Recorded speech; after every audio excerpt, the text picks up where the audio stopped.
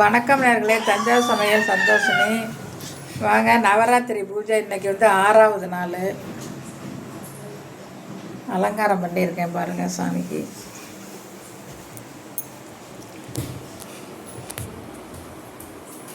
இன்றைக்கி பிரசாதம் ஸ்வீட்டு தாங்க வச்சுருக்கேன்.